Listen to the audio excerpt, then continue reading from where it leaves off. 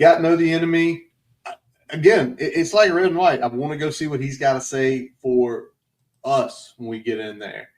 So now, let's tell the truth because we all lied our asses off last Wednesday night. What were we supposed to do, man? What were we supposed to do? I don't know. Talent, what were we supposed to do? I did it by design. I knew what was going to happen. I just wanted to throw them off. All right, well, let's tell the truth and let's talk about what went well. And y'all, for the first time in damn near 3 years, Virginia Tech wins a one-score game. Woo! Give a clap. Hey, clap it up, man. Come on. Give me some clap it up. We need to get that a clap, man. I don't think people understand. Well, I do know. Chat, they understand. You guys understand how big that win was. Yep. Just giving us 2 wins for the year. Some people said we would only get 1. We got a lot going on, man. We just fired a coach. You know, we just beat Wofford, who is Wofford. And then you go into North Carolina State. You go into Raleigh. You go into their house. Nobody has confidence in you. I know I did. I'm going to speak for myself. Didn't have any confidence in going and getting a win. You got people that are kind of in the portal, kind of not. Some are already in the portal. We don't know what the coaches are thinking, but I have never seen, and I'm going to knock on something. Since Pry has been here, I don't think with my eyes I've seen that much energy on the sidelines. I ain't going to even talk about the gameplay. Going and watching the game, I watched it about 3 times. The sideline was electric. You know, I seen Pearson hop off the sideline and start twerking. I mean, what's going on? We got all kinds of stuff going on the sideline. I seen Money jumping. You know, it feels good that you've seen somebody give a damn about the game. Curtis, what you think, man? Well, that it was just, I don't know. I mean, we were texting all during the night. I was sitting here with my son watching the game, and it was just, I don't know, because in those situations over the last 3 years, and even some part of even before that the win against Liberty, it was always like, we're gonna screw this up. Literally, that is going through my head. We're gonna screw this up. Or we're going to probably. I'm gonna throw this in. I'm gonna throw this in, Curtis, right quick, and I'm gonna come back to you. My daughter's birthday was Saturday, so I was out. Okay. So everybody's watching the Alabama-Georgia game. We're at some little bar here, and I'm looking at it on my phone. And we punt that ball away, and I turn my phone off, and I text Curtis, and I say, "I know how this ends." And I you did, and I just shook my head when I saw that text. Brian, you saw it too. I said, I know how this ends. Yep. And a couple of things are going on, but I think somebody came on and said, we did it. And I was like, did what? We lost it. I knew we gave it away in my mind. But now I'm going to throw it back to you, Curtis. I text that, hey, I know how this ends. So that means we punt the ball away at the end of the game.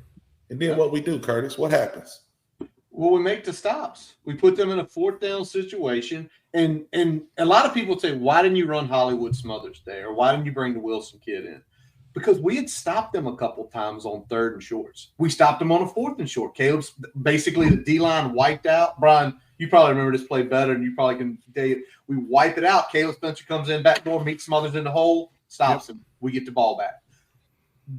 We had them mentally beat on that. They were sitting there 4th and 1 where it's like, you should run the ball. And they're like, no, they stopped us like 3 or 4 times. We can't do that.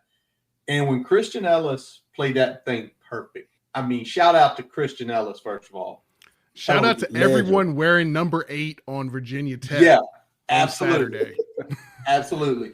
But when he made that play, it was just like, yes. Like, yes, I had not felt that good in a long time, especially being a 1-score game. Blowouts are fun, but winning a 1-score game, it ain't nothing like it. All right. Yeah. I will say something real quick. This is going to be a little bit of patting myself on the back. And I said it this morning on Big Dog Sports Talk. Rewind back to the spring game. I was there. I watched it. I came back. I talked about it. when I was talking about safety play, who did I say that I liked the most? That I was like, this guy was out there. He was making some plays. You did say number 8. It was Christian Ellis. It was Christian Ellis. You did say Christian Ellis. So let me dive a little bit. And he's played more the last 2 weeks. I'm excited to see that. And I don't know if it was we paid these other guys more, so they got in, and now that somebody's gone, the rules are different. I like where you're going right there, Brian. Hold on to your thought, because I wanna unpack a little bit, because I know we gotta go, but we gotta talk about it, because the chat is here, and I know they want to hear what my man Curtis has to say, and you too, Brian, because you brought it up. I don't want to keep dumping on Pry. I really don't, because I think Pry's a good guy. He's a bad coach. He's a good guy. There you go. Over the last 2 weeks, just like Brian just said, my guy, that's my brother.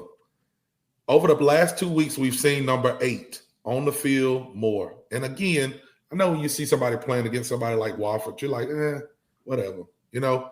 But then we go to North Carolina State and you see number 8 flying all over the field. And then we got to throw in the freshman on the field. I mean, wreaking havoc. 14 and 16, Robinson and Chambers. Noah Chambers. And then, last but not least, another name I'm going to throw out is Caleb Spencer. Caleb Spencer is, if he's not leading the team in tackles, I think he may be second. And I feel like he's only played in 2 games. So now I'm going to throw this out just so I can get y'all to unpack a little bit. Give it to Brian first. Give it to Brian. I'm going to give it to Brian because, Brian, you started it. And you said it. Pry's gone. Is it because we didn't trust these guys? Is it because sometimes defensive coaches are so stubborn and they think, this is what I want my defense to look like, put this person in. Is it that? Is it we paid this guy? Is it I don't want to piss these parents off? What do you think was the problem of us not seeing more talented people on the field? I think the frustrating part, and some of this, so, you know, we've seen the number of guys that are out last week. We already got a couple other guys in the portal. So, number one, there's going to be more snaps for guys down the roster.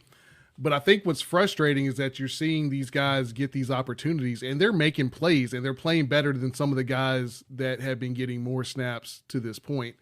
So it begs the question, is there a reason these obviously talented players weren't getting more snaps in the game before this? And whether was it a money deal? Was it just the opportunity now with the injuries? But I'm seeing guys that they're getting an opportunity and they are going out and making the most of it. And Christian Ellis is at the top of that list, but you said Noah Chambers. I mean, obviously he's a younger guy, but he was getting in there and making some plays. I'm just excited to see these young guys go in there and ball out, because it's been something that I think we've been talking about from an accountability standpoint. I know that's been something that we've talked about. We've seen Dwight Vick talk about it a lot. We've seen some of the other guys talk about is that if guys aren't getting the job done, there's other people on your roster. Put them in and see what they can do. Yep, I think it's that, Brian, what you said right there. And then somewhat of a blind loyalty into money. The money should never matter. If you're paying a guy $600,000, but he's playing like dog shit, take him out. Put somebody else in. And I think that was one thing we can all say. Well, probably think he had his loyalty to a fault for him. Because we've seen it. Remember how long it took Caleb Woodson to get? And we saw linebacker play improve last year. Now, we know Caleb's going through stuff. We don't know where it quite is yet. But then we see the same thing. It's like, okay, give Caleb Spencer a chance. Played good. Take Jaden Keller off the field. Let's see how Noah does. Does good. Some of the somebody else, we'll mention this in a second, struggling at safety. Put the Robinson kid in. And they play better. So, yeah.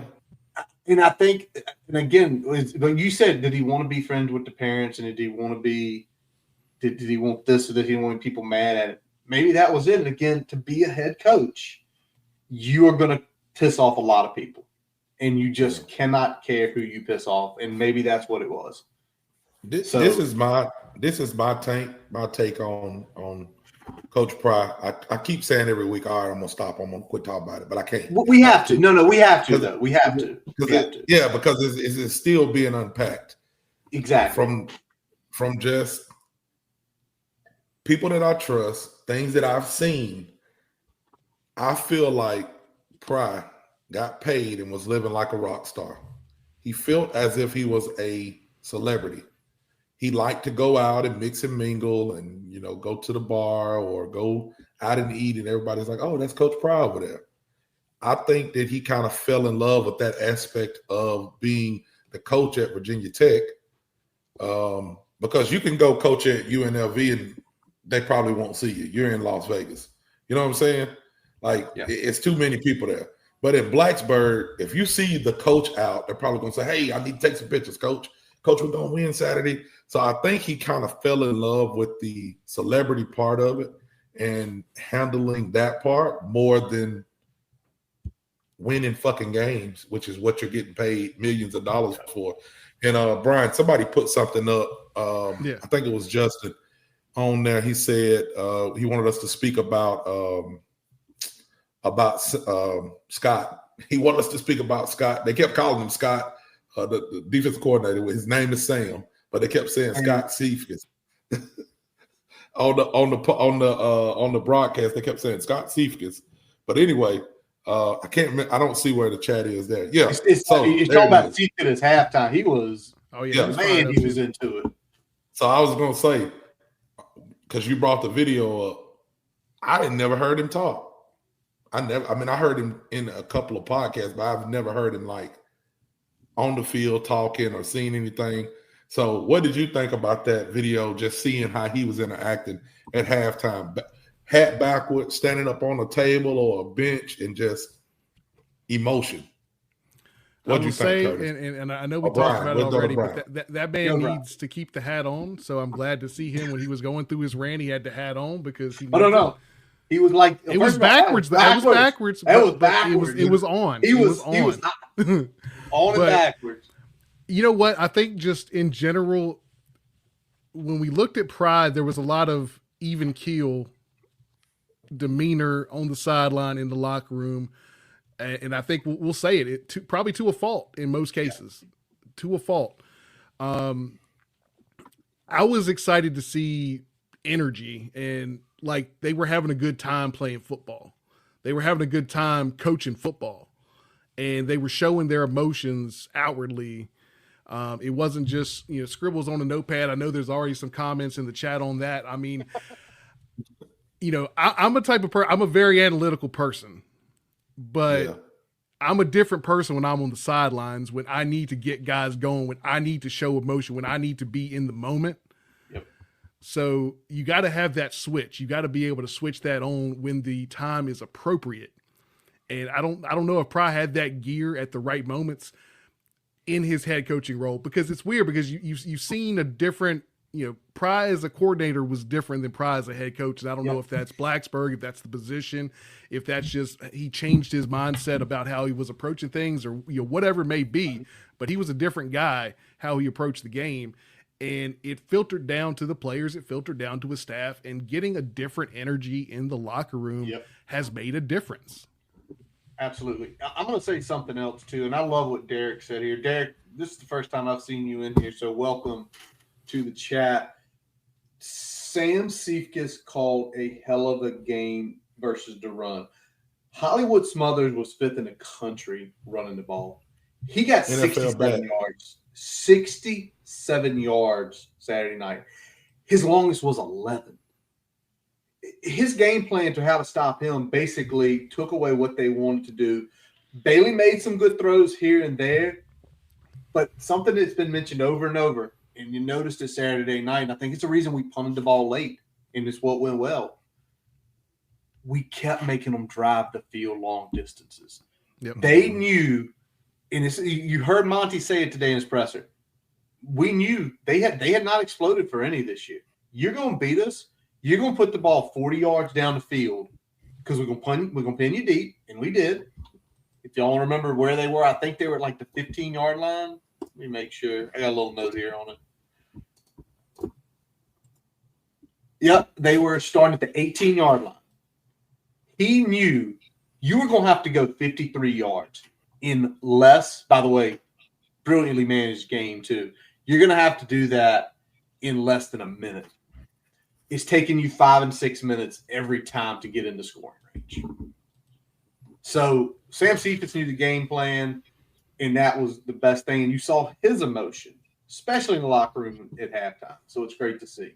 All right, Tally, I'm gonna pitch this to you. Right, you pitching to us, and I love it because I didn't got some pieces together, and Tally's feasting on them.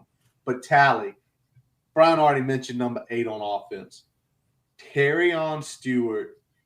I know you were at the bar, at the restaurant watching those games, but when you saw some of those first early runs where they weren't bringing him down immediately, what started going through your head? Well, the thing is like we do all of this research. You know what I'm saying? I'll call Curtis all off season, and he'll send me stuff, and Shelton will send me these grades, and we talk about broken tackles and what he did at his other school and what pieces we're going to have. And we haven't seen it, you know. He's hurt, whether we didn't trust him, I don't know. But I know he looked healthy. He looked healthy Saturday. Mm-hmm. And when I seen him on the field, which I seen him a couple other games, and I was like, oh, yeah, he's got more burst than anybody else we're putting in the backfield. You know, just a couple of plays that I've seen. But again, you got to get healthy, but you got to get your players on the field. Now, I did talk to a couple of people that I trust about the team before the season and, you know, after this game. Some parents of players and a couple of players. You never want to put an injury as the reason we lose games or anything like that. But I will say this. Johnny Garrett goes down. When, Brian? Do you remember? Johnny Garrett goes down against Vandy. Vandy, yeah. Right before half, right? We were up 20-10. Whole game changes. I'm pretty sure we were playing 4 redshirt freshmen. Mm-hmm. And Vandy just feasted, you know. Cunningham gets hurt. Totally different team. 8's not playing. Then ODU was everybody gave up. We've lost both of these close games. We should have won, or games were kind of close and we should have won. And, you know, You hear all this chatter. It happens. It is what it is. Now you've got a body-in team and you coming back from some injuries. And number 8 says, give me the ball. So when I seen it, I'm at the bar and I look at number 8. I said, shoot, they need to make him 33. He looked like 33 that we used to have back there in the backfield. Yep. You know, just drop about 5 inches. Same guy. You know, about 5 inches. That's all you got to drop. Same guy. We bouncing off people. We running over people. We getting up. We doing a little dancey dance. Like, that's Virginia Tech football. He was having a good time. 107. Was it 174 or 176? Was it 174? I mean, on 15 carries. Yeah. 174 on 15. 11. And listen, man, when you got somebody that is doing that, it amps up everybody. I've seen Kyron Jerome's do some stuff I ain't never seen him do. I talked to his dad. He said, I seen Kevin, shout out to Kevin Jones. Kevin said, I seen my son on the sideline standing up, waving a towel, hopping up and down. He don't do that. He's not that kind of kid. He's a man. But he usually don't, he's not like that. But when you see somebody giving it all they got, going hard, like number 8 was, how can you not get hyped? If you not hyped on that offense with somebody doing what he's doing, he's making something out of nothing on plays. You know, he's turning a 3-yard run into an 8-yard run. He's turning a 8-yard run into a 16-yard run, falling down, getting up, you know what I'm saying, doing the first down sign. Bro, that's football. We've been missing that. We just been handing the ball off, get what you can get back in the huddle. Come on, man. We was on some bullshit. Now we've got some people that feel like we got something to prove. So I feel like, how far does that go? Are we just playing on emotions for one game, or do we take this into the next game? Do we take this back home? Do we show our fans at our house that I know y'all gave up on us for good reason, but we still got a product to put on the plate for you? So, Brian, what you think about 8? I know you mentioned it. What you think about 8? Man, so we were out there. I was over at a friend's house. Son had a birthday. We went over there. We were playing some games. Had the game on TV, and he breaks off that run where he broke like 3 tackles and dragged guys about another 8 or 9 yards. And Buddy's wife said, "He's small," and I said, "No, he's short." Yeah, he's not small. He's 5'8", 220. He is not small. You can't get lower than him. No, you can't get lower than him. And it is crazy, man, because like watching him run, it reminds me of Tootin to a little bit, but it's also a little bit angrier in terms of the style. Probably not quite as that breakaway speed that Tootin has, but at the same time, I love a guy that's like that low center of gravity, runs angry, can still shake you a little bit. I'm glad we're seeing more of him because that was something we sorely missed in this offense the first few weeks of the season. You're 100% right. One last thing before we get into a couple. Again, it wasn't all pretty. We realist here, y'all. John Love, the man, good. Ain't no question about the John man. Love. He is good. Just cool as a cucumber. Cool. I bet it ain't no kicker. I bet it's no kicker on any college campus that's getting more ass than John Love. And it can't be. It cannot be. Name a better kicker or more sought after kicker than John Love right now. He probably leading the team in points, man. Oh, he definitely is. We get in a bad spot. We get in a bad spot. John Love is gonna do his job. He gonna do his job. If he miss it, it ain't his fault. He can miss a 30-yard kick. I'll say that ain't his fucking fault. John Love is untouchable until Tally says otherwise.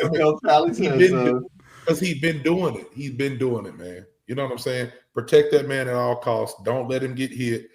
No celebrations. Don't jump up and down. No Martin Grammatical stuff. Stay on the ground.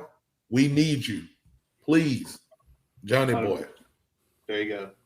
John Love. All right, let's talk about what went bad real quick. And first of all, the fumble that if we could have got our damn hands on would have sealed the game much earlier and not made us worry as bad. Have y'all ever seen a ball get that close to so many people on your team and just keeps moving away? Man, I thought I was watching was it Football Follies back in the day? Just kicking the ball around. You know what I thought it was? You remember the Buffalo Wild Wings commercial? Where somebody's got the little button thing moving the button. Got the button. Oh no, we need overtime. We need more play. Yeah, that's what it looked like to me. It's just couldn't get our hands on it, man. I was like, jump on this fumble. Because that would have ended the game right there if we could have got our hands on it. Right. Hey, Brian, you threw this in here. Obviously, I think you probably feel run blocking was off the chain Saturday because at no point was the other thing I noticed, and I'm sure you noticed probably more than me, he was getting hit, but he was getting hit a yard or two into the run. There wasn't too many that he got hit 3 or 4 yards in the backfield, but that was good. But you said just a few things concerned you about the pass pro. Yeah, I mean, we're starting to see a little bit of problems with that. I think it's just we've had a little bit of a shuffle across the board, right? We've seen a bunch of different bodies. We've had a couple different guys in there at left tackle. We've kind of had to slide guys around, and I think some of that is just starting to show across the board. It's going to be interesting to see if, as this offensive line gets healthy, if some of those things kind of go away a little bit, or if they continue to crop up there. But we're playing some of the younger guys. We're playing some guys I don't think, depth-wise, we wanted to get out there for as many snaps as we have, and I think some of that's starting to show a little bit. Thankfully, if you've got a good running game, if you can lean on that a little bit more, that's going to take some pressure off the pass rush. So as long as we can keep rolling with the offensive line on the rush game, I think that'll help on that front. But it definitely was not the the best showing for the offensive line in the pass pro game this week.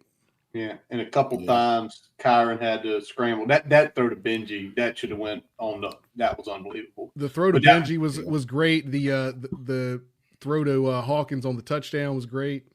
Oh, he stood in there for that. They won't none. That won't pass pro. That wasn't pass pro, but I'm saying just bringing more people. Brought up Kyron and hanging in there. That was one he hung in there for. All right, boys. I'm gonna tell you this before we go to the next thing, Curtis. Go ahead. I think it was Cunningham. Somebody was holding like a motherfucker on the end of the line when Kyron breaks out and throws the pass to AG sliding on the sideline. Go back and watch that play. Whoever was on the end, I think it was Cunningham, holding like a mug.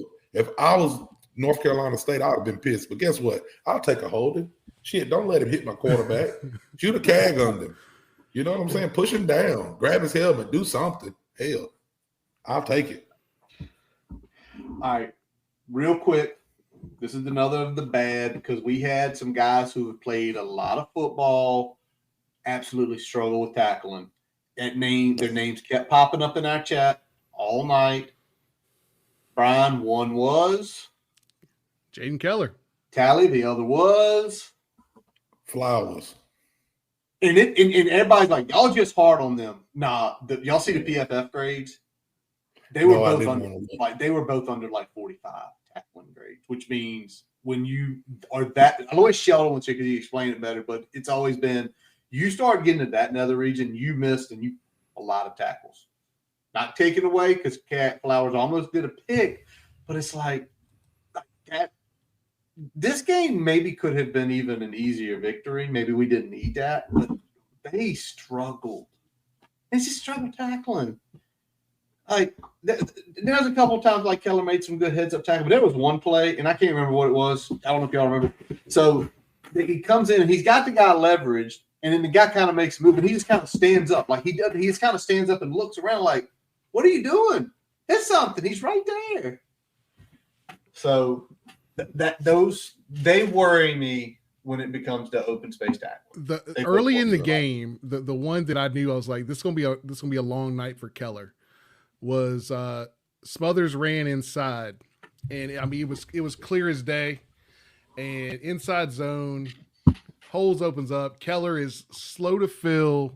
He's about 2 yards from the line of scrimmage. Doesn't beat him in the gap there, and gets kind of shook out of his pants a little bit. I think it ended up being the longest run of the night for Smothers, or close to it. I think it was like an 8 or 10 yarder, and should have been 1 or no yard gain if you just get in your gap and make a play. He hesitated, then he got shook. I mean, it was just bad all around, and the night got worse for him as it went on. Yeah. All right. Rule of thumb: if you're watching a game and you see a DB look like a baby and you took his toy away and he's doing this, he probably got beat. There's no reason you should have thriller arms if you're playing safety, trying to follow. You should not have arms like Thriller if you are playing safety, chasing that receiver. Flowers, I like you, my boy. I mean, I like what I see from you as a football veteran, but as a football player, come on, man. I vouch for you. I want you to do better, but you got to start showing us something. You got to start hitting some people because they putting some freshmen in, and they hitting. They need you to hit somebody. Make something happen.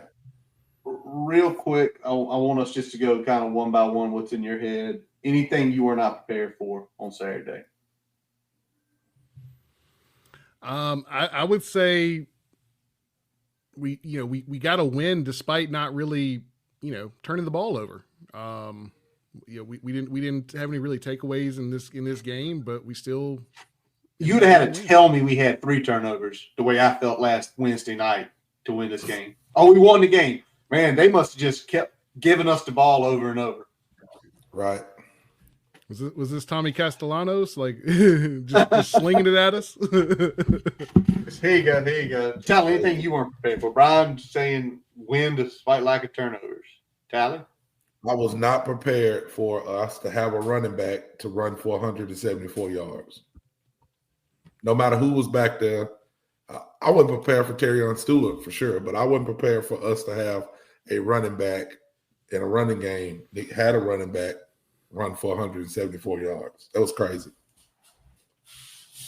I thought we'd have some ability to move the football against them. I didn't think it was going to be that run heavy, and I didn't think, like you said, one back going out there and just dominating. 100%. Curtis, what you got? For me, because of just how the season had went so far, up to that game last weekend, we were giving up somewhere in the neighborhood of about 150, 160 rushing yards. People were running all over us. Yeah. We gave up less than 60 yards on the ground. That I was not prepared for that. Because I say last week, I said Smothers is going to get his. They just can't be big ones. He didn't have any big ones, and he didn't get his. And that just completely, I was not prepared for that. All right. I'm gonna go to what we got to do better moving forward. If the Kyron Drones and the way he passed in the second half shows up all game, especially Aiden Green, you got to catch that. That might have been the best deep ball Kyron's thrown in his career here because he put that one right on the money. But in the second half, Kyron was something like, I want to say, I think I did it. It's like he was like 8 of 11. He only missed the one that he only missed a couple passes in the second half. And along with the Stewart, if that Kyron shows up and he's somewhere in the 65, 70%, and we're passing it 20, 25 times a game and running the ball with Stewart and with Kyron and with Marcellus Hawkins, we might do something stupid.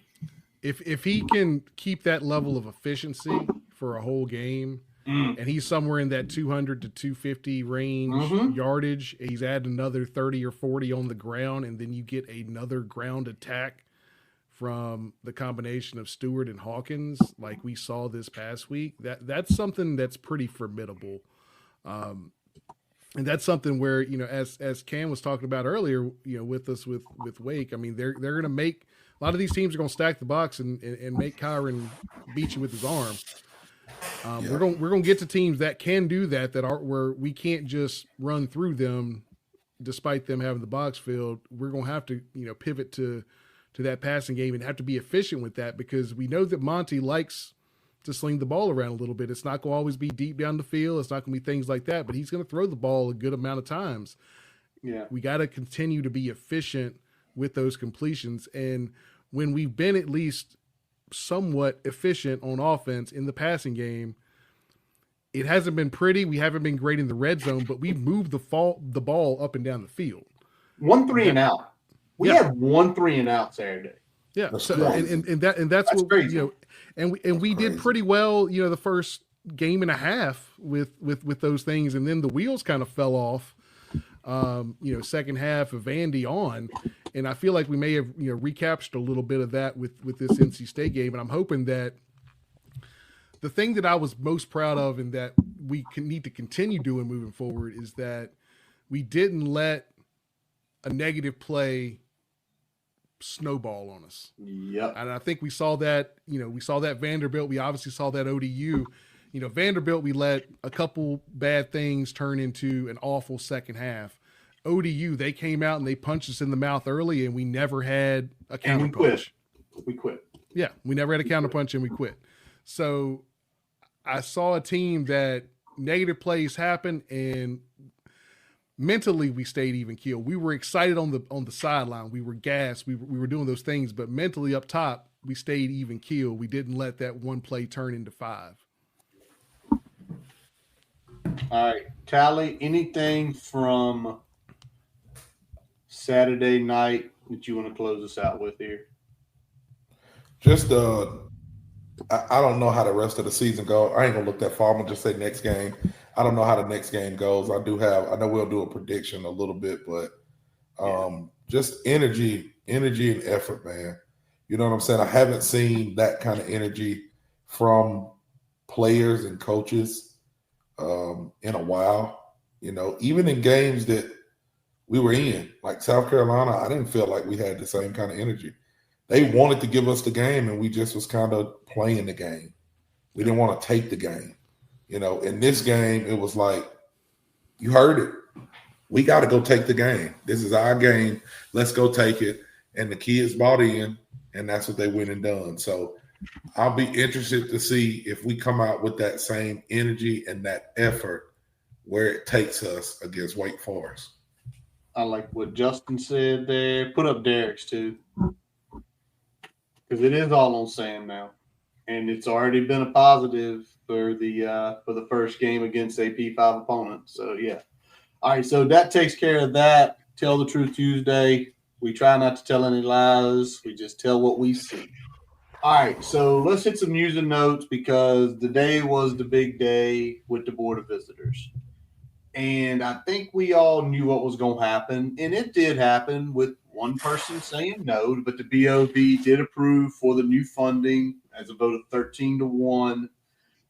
Basically, within the next 4 years, Tech's going to be operating north of $200 million in the athletic budget.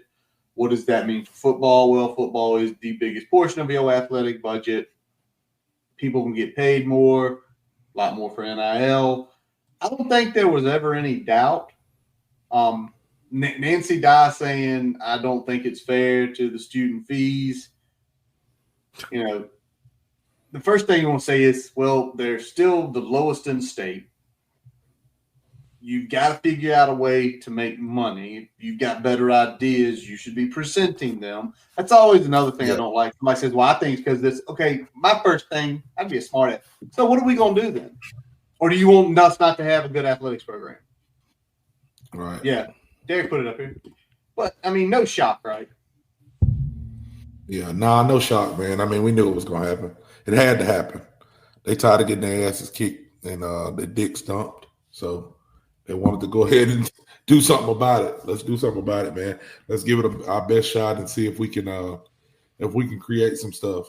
Because when you look back at what a football team does that is good, and I'm just talking football. We can talk about other sports another time. When a football team is good, it is a big win for the city. Everybody in the chat, you've been to Blacksburg when things are jumping, when game day comes in town. It's electric. That isn't just for the football field. Like, you can go to Food Line or whatever the grocery store is, and they're selling out of stuff. And you got to get more people to work that day because you got to restock drinks. Bigger than just football. Football's just a catalyst. And when you start talking money, you got to spend money to make money. You can't run it like a mom and pop if you want to be a corporation. So, right. Yeah, I think when you look at it at the end of the day, for all of Witt's faults, when this was first coming about, one of the things he said was probably one of the best things he said as AD, and it's, you're either gonna pay for it now or we're gonna pay for it later, and basically meaning you're either gonna up the revenue now or you're gonna pay for it later in lost revenue, whether it be drops in tuition, whether it be you're not in the national spotlight, so you're not getting that free billboard for the university, getting put on ESPN, get put on all these networks. All these networks, yeah. At the end of the day, you're going to lose money if you are irrelevant. So a lot more money. At the end of the day, spend money and try to be relevant. And that's the one thing I think that this fan base can't stomach is being irrelevant. I think we can weather a 6-win season here or there. We can weather all these things. We can weather this decade of being in the doldrums, but I don't think we can weather being an irrelevant football team. So getting that right is going to help all the other aspects of the university, whether that be from a perception standpoint, whether that be for increasing enrollment. All those things will trickle down to these other areas. And unfortunately, when we look at student fees, that is just a part of the process now. And whether you like or dislike student fees, the fact of the matter is that the cash is on the table for that, and everyone else is taking it. So if you're not taking it, you're falling behind. 100%. my last feel on it, like it's all been done right. Now there is the philanthropy, there's the donations. Basically, Hokie Club was right at 20 million last fiscal year, so it's going to have to go up plus 10 million. But the whole thing is with what they just done and saying we are devoting this much, there are going to be people that maybe this year you gave $200, but next year, you know what? They're really trying. They want to put us back where we were. I'm gonna cut a few things here and there, and I'm gonna give $700 this year. And a lot of people are like, what's $700? That's not that much. But an extra 500 from an extra 2,000-3,000 people, that's when you start bumping. That's when things happen. Or the guy who gives 1,000 says, you know what, I'm giving 5 G's this year. Yep. That's when you get to that goal. And it also doesn't hurt that this was announced after a win like Saturday night. Like that. I mean, hell, there's no better advertisement than that. Like, look how excited people were. You've heard, like, the kids were excited Saturday night on campus and stuff. So it's really good. There will be the athletic investment committee. I know I heard that. Something that they're going to help guide. Again, that's big boy type shit. That's basically saying these people are going to guide you to where to put the money, how to get the money in, not just, hey, AD, decide what to do with it. I love hearing that. Right. There was also a hire last week, which came kind of out of nowhere. Apparently had been in the works for a while, but Dr. Javante Ashford is the new associate AD for Major Gifts. That's the big, big money. That's just 6, 7, 8 figures worth of donations. And, you know, you see, oh, well, who's this guy? Well, he's coming from University of Tennessee where he was in a similar role. And Tally, you're a little closer to that than we are, you know, being in SEC country. They made a lot of substantial upgrades in the last half decade down in Knoxville. Yeah. Yep. Yeah, a lot of money, man. Money got to be around. And you black dude in Knoxville, Tennessee, going and talking about giving gifts, he probably pretty good at selling. I'm going to tell you that right now. Because they like some NASCAR and stuff like that, but they love their football. So, hey, I'll take it. I will take it. You know, I don't know much about him. I ain't going to lie. I seen the hire and I seen where he came from and have watched Tennessee over the last couple of years. And I was like, now we starting to, you know, we ain't go get somebody from Spokane, Washington to come over here and talk to people. You know what I'm saying? You want to get somebody who kind of at least knows the area, you know. Tennessee's close to Virginia. Hey, I need you to go do your job. I grew up in Roanoke, so definitely knows the area. Thank you, Curtis.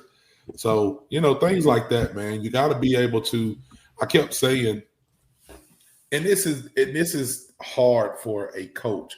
The coach can't do all this stuff that needs to be done. You got to have these positions filled by people who want to go out and be successful, because you need that coach to coach. The coach has to be the figurehead of the program, but you need that coach to coach. So the things like this that we're actually going out and getting, and they talking about going and getting a GM and things like that, you got to have that if you want to have a big boy program, man. You got to have them positions filled. So when you get the game day, you ain't fucking losing by 1 point 16 out of 17 times. Let's talk about another thing. Win 8 out of 16 times. Give me half of them. Yeah. And the other thing about the money, and this goes back to kind of the Whit Babcock situation. So you got the one thing with the money is that Curtis talked about, okay, well, you get a win, you get this money, now people are going to be more willing to part with it. The other part about people being a little more willing to start giving money again is that football as a whole is no longer in the hands of Whit Babcock. Nope. So there was a lot of apprehension, not only just because of the coaching situation, not just because of the performance on the field, but because Whit Babcock was the ringleader of all the shenanigans that got us here, right? He is not going to be a part of that puzzle anymore.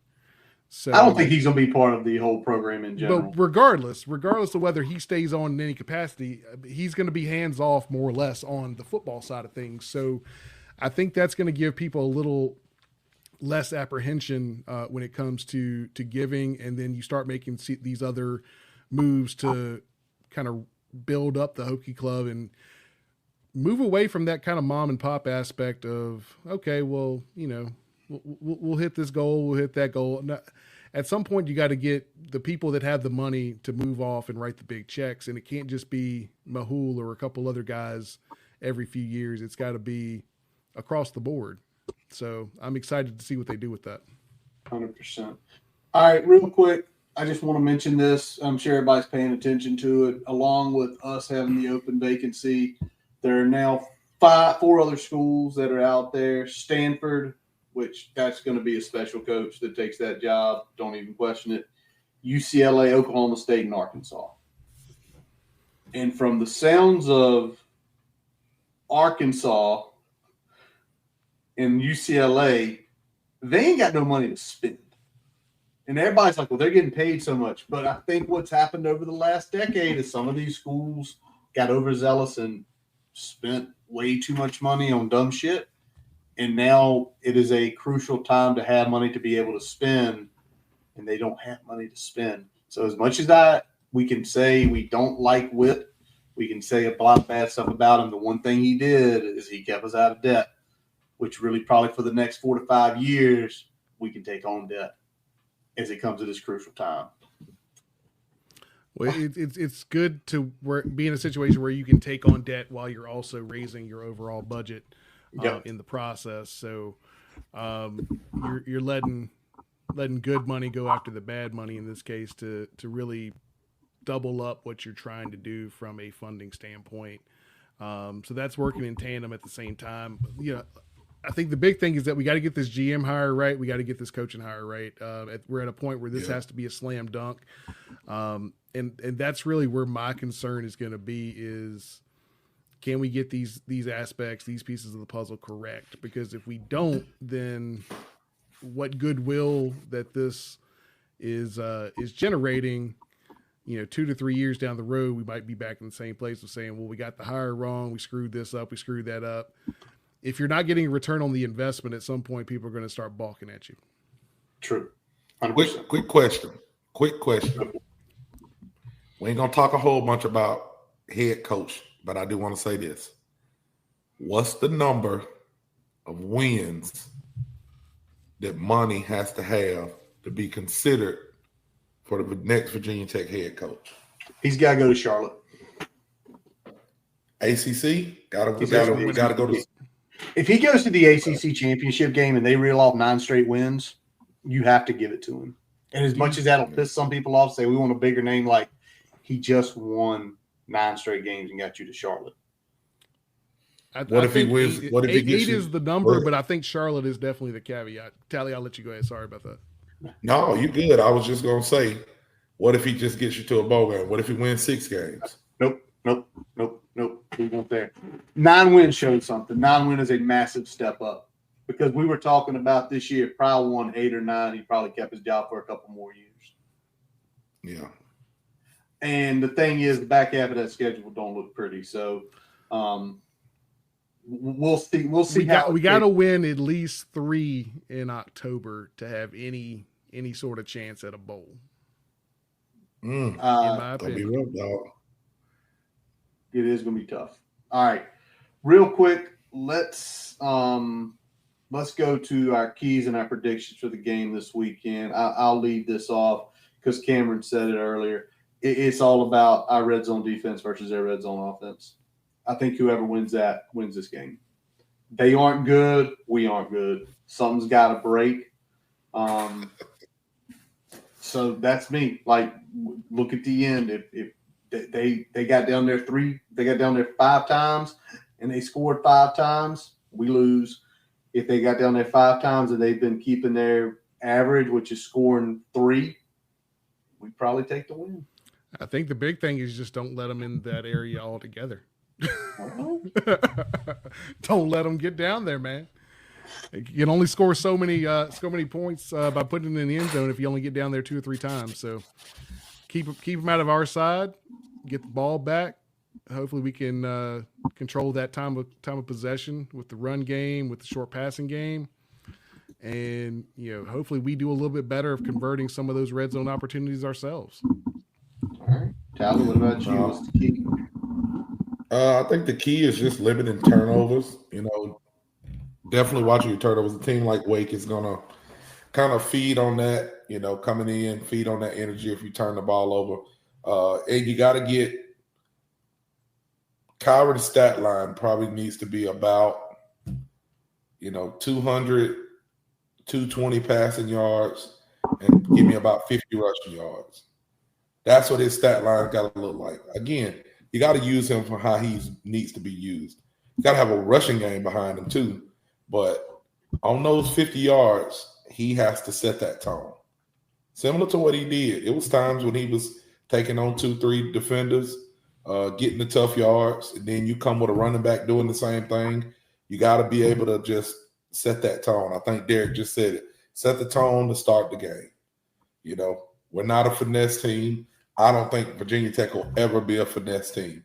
No matter if they hire Cliff Kingsbury in here, if they hire Lincoln Riley, I think Virginia Tech always is going to be more of a lunch pail team. You just got to go get some tough yards. So if that's your identity, feed into your identity. Let's go again this week. Like I said, use Kyron how he needs to be used. Limit them turnovers. I think we're good. All right, Brian Siegler. They broke what that you said until we win a one-score game. I said it until we beat a P4 opponent in a one-score game. I was going to pick against them. Damn it, they got you. I am not picking against the Hokies this week, and hopefully I don't jinx them. But give me 27-21 Hokies. Oh wow, another one-score win. Tally. I'm going to pick against the Hokies, even though I have a little bit of confidence. I'm going to give the edge to Wake just because I need to see the consistency. The last time I seen us against a competent team in Lane, I didn't like it. No disrespect to Wofford, but I don't think nobody thought we would lose to Wofford, no matter how bad it was. But I just need to see some consistency.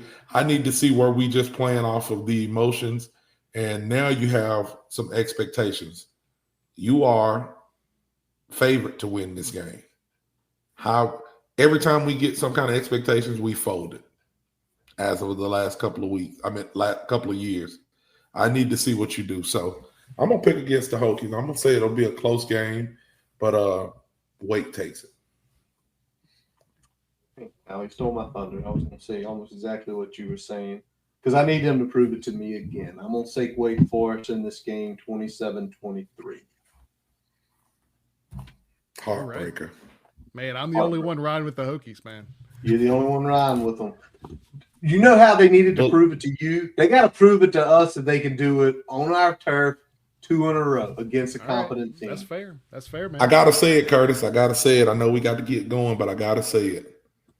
What's that? You come out to that damn Inner Sandman. Please don't let the fans down. Don't let Inner Sandman be the highlight of the freaking game. So tired of hearing about the entrance and then we go out and lose. Go out and take this game. Go out and give the fans. Prove us wrong, man. I know we can do it. Boys. Prove us wrong. Don't let the entrance be the highlight of the game. That's all I'm asking. All right, there we go. Yep, and you're right, Derek. Fans need a win. All right, so last weekend was a hell of a weekend for sports, hell of a weekend for college football. This weekend, it took a little bit of pride to figure out what games we were picking because the slate one was good.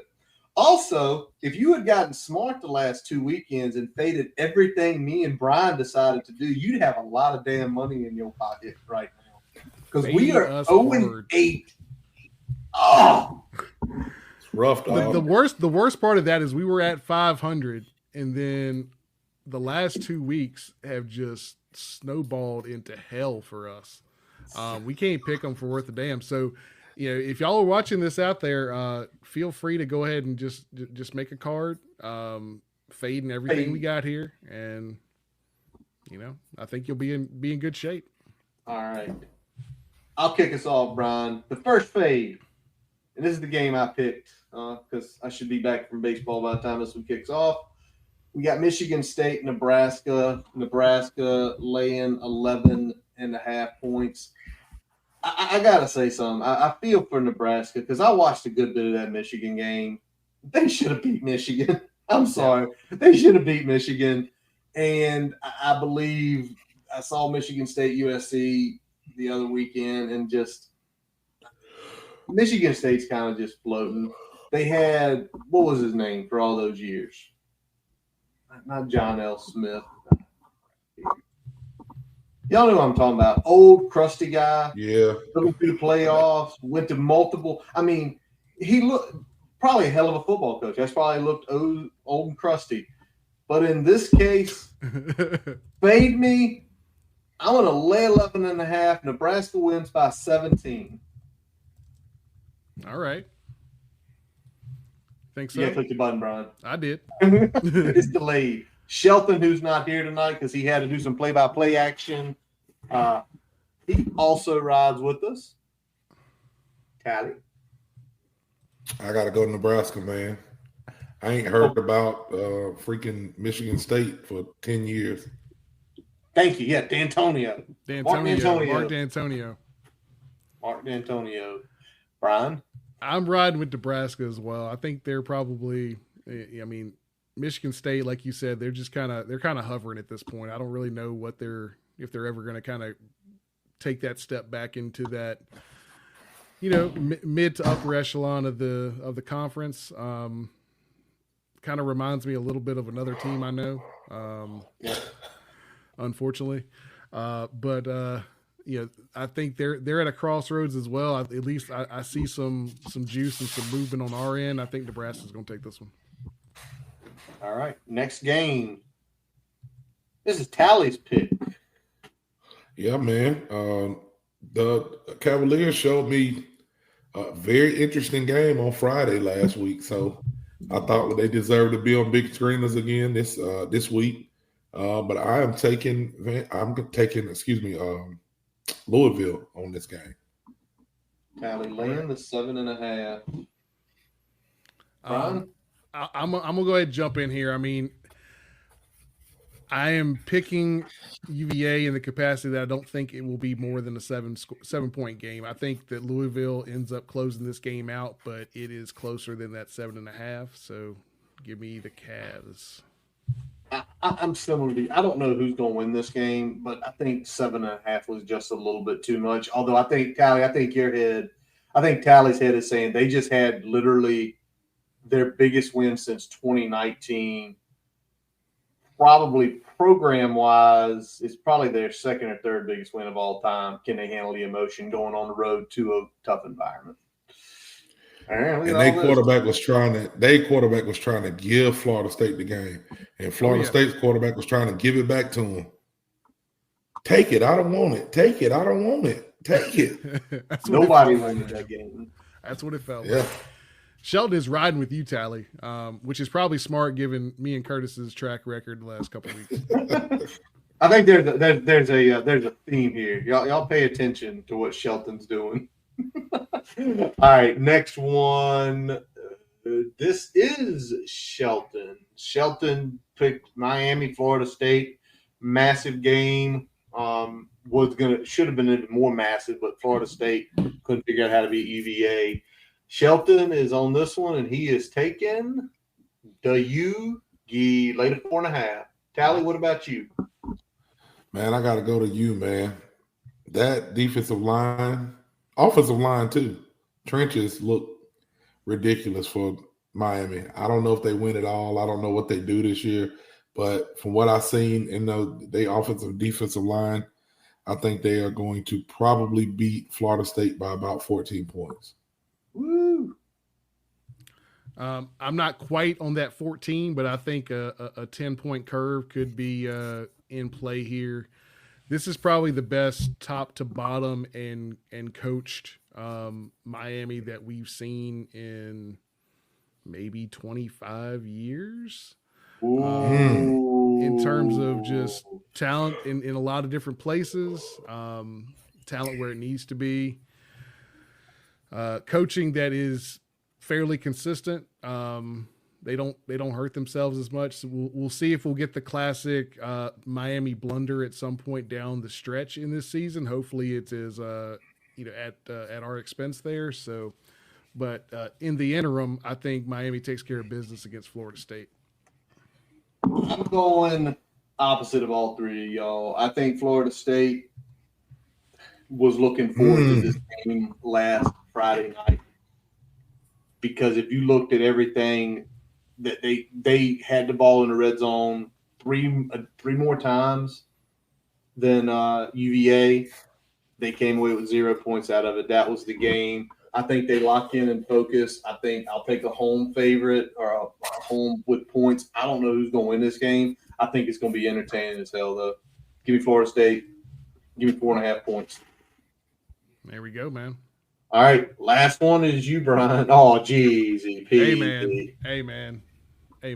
Bama hosting the Commodores, man. I feel like with our matchup against Vanderbilt the last 2 years, we've put Vandy on here probably more than than maybe we should have. But I think with what they've done there with bringing in Jerry Kill and Diego Pavia, that's a team that is dangerous every week, and they play in the SEC. Yep. So with that being said, Bama is minus 10.5 at home. I'm taking Vanderbilt here. I think this is going to come down to the wire. I don't think it's going to be like a three-point game or anything, but I think it's going to be about a 1 touchdown game. I think Bama closes it out late, but Vandy will cover there. Yeah, this is another one. I don't know who's going to win, but 10.5 is way too much to lay. Alabama, especially coming off that win down in Athens last week. The question is, can Kalen DeBoer straighten them out to get off of that and know Vandy's for real? They're going to throw funky stuff at you both ways. 10.5 is just not enough. Also, fuck Diego Pavia. That little bastard's trying to get like a 9th year of eligibility. Be like, motherfucker, you are like 26 years old. Get a job. Go throw in something on football. Van Wilder, baby.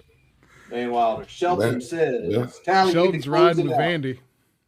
By the way, Tally was the only one who took Alabama last week. He got that win because, you amongst them down there. What are you saying this week? Man, I just felt it, man. I think that Alabama wins this game, but I think it's going to be closer than 10.5, maybe 10. The hook threw me off. The hook?